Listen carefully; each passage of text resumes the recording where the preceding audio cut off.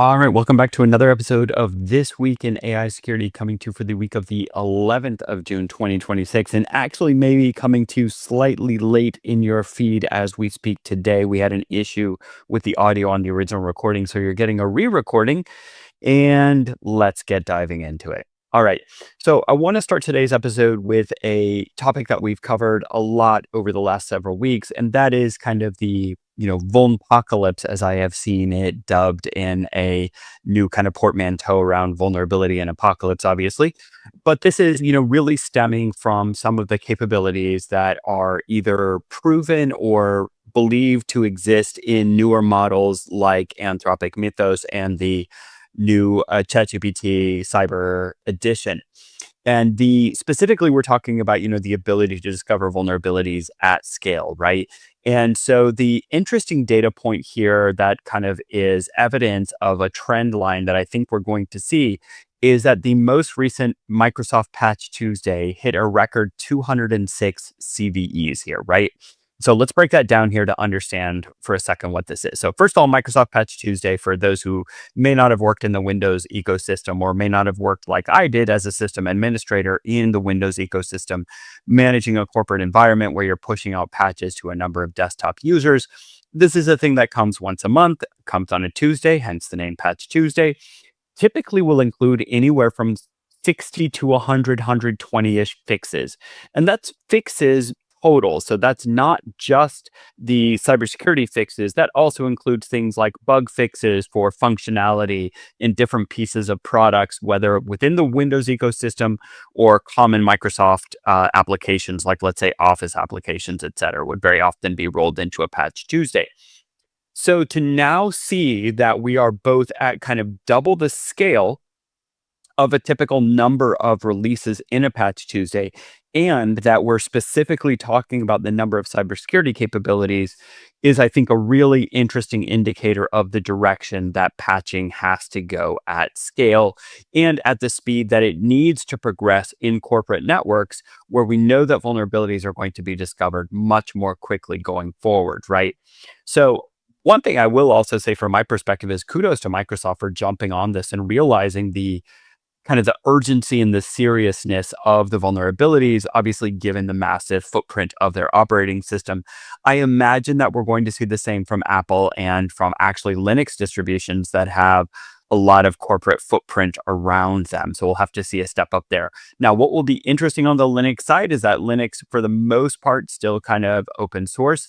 So I actually view this as an opportunity for, let's say, like Amazon with their Amazon Linux distribution, or Microsoft with the Azure Linux distribution, et cetera, to differentiate corporate Linux distributions or Linux distributions that have corporate backing from mainstream open source distributions that you might see, like something like a Debian Linux, or something that is still much more community support maintained, et cetera.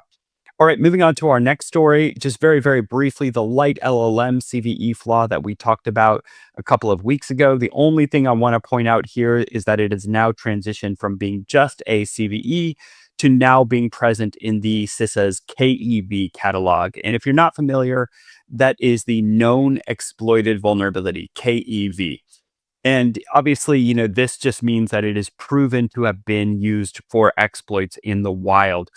A little bit further kind of verification of this, hypothesized path that, okay, great, we can detect vulnerabilities by scanning source code. We can build exploits super, super fast.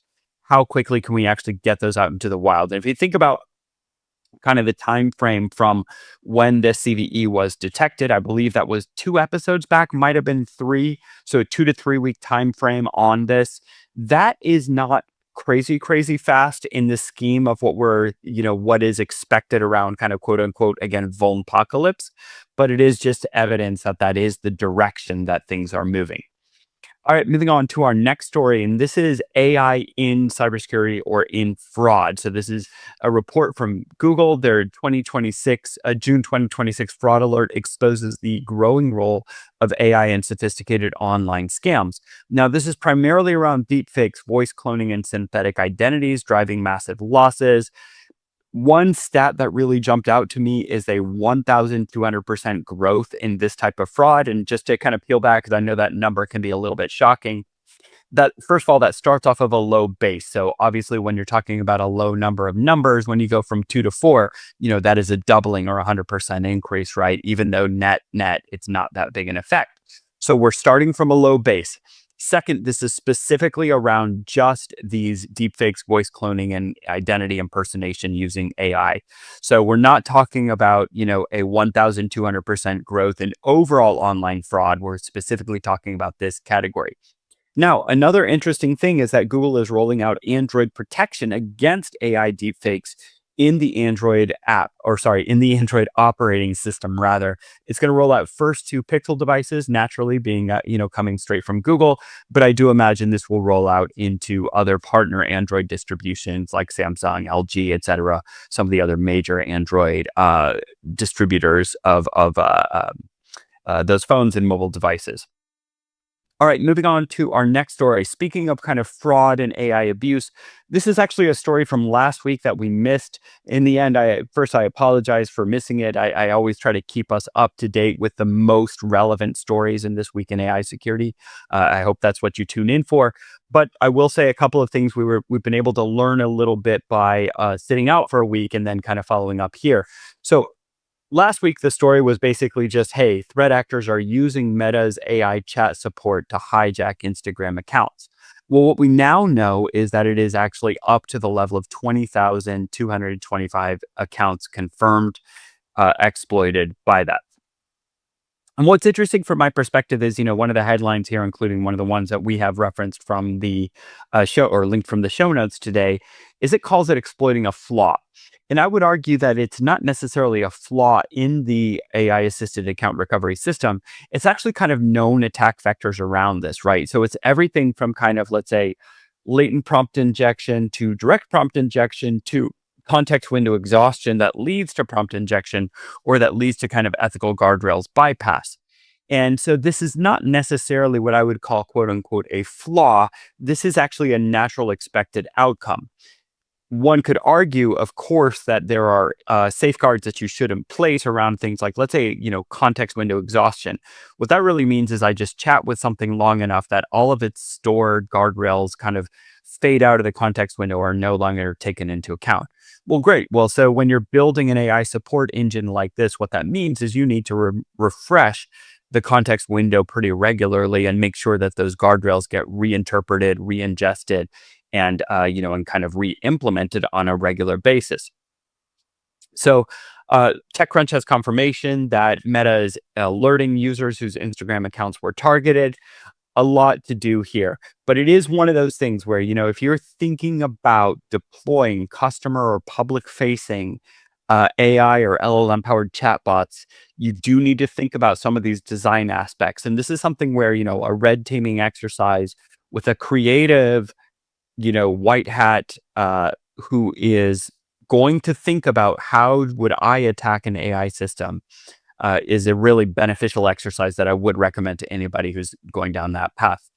Moving on to our next story, we've got researchers at the University of Toronto, the Vector Institute, and the University of Cambridge who have built and tested a proof of concept AI-driven worm that doesn't operate on a fixed list of exploits. So let's unpack this for a second here. Most malware and worms has one or more sets of, let's say, targets or goals that they're trying to do, right? Get onto your system, steal passwords. Great. That's very normal, right?